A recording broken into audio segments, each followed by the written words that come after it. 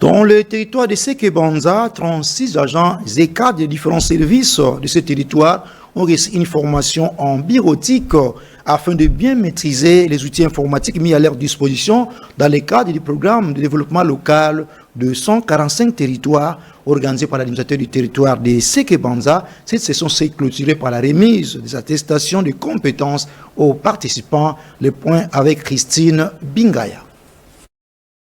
Du 21 au 28 juillet 2026, les fonctionnaires de l'État affectés dans le territoire de Sekebanza ont bénéficié d'une session de formation en informatique.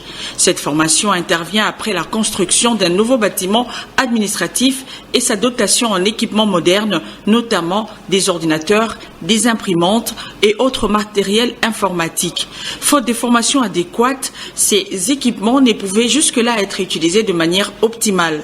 Pour remédier à cette situation, l'administrateur du territoire de Sekebanza, Pachelile Lolendo, a sollicité l'appui de l'Institut national des préparations professionnelles, INPP, Antenne des Boma, pour renforcer les capacités des agents de l'État. À l'issue de cette session, les participants ont reçu leur certificat de formation. Désormais, ils se disent mieux outillés pour utiliser efficacement et avec efficience les équipements mis à leur disposition. Une formation qui constitue, selon l'administration territoriale, une étape importante dans l'amélioration des services publics et l'accompagnement de la modernisation et l'administration à Sekebanza.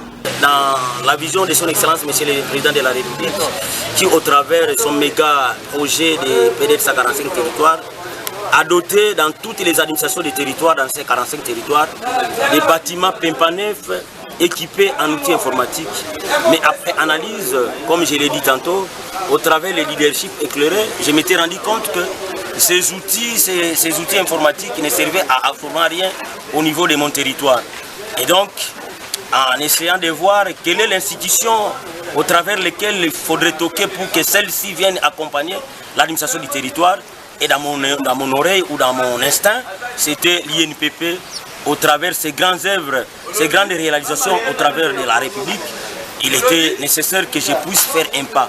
Et le pas qui a été fait par l'administration du territoire, au travers de mes correspondances, l'INPP n'a hésité à un seul instant pour répondre positivement.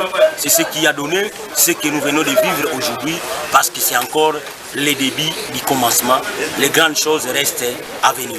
Cette initiative s'inscrit dans la dynamique des modernisations de l'administration publique engagée par les autorités nationales, avec notamment la construction et l'équipement des nouveaux bâtiments administratifs à travers les provinces de la République démocratique du Congo.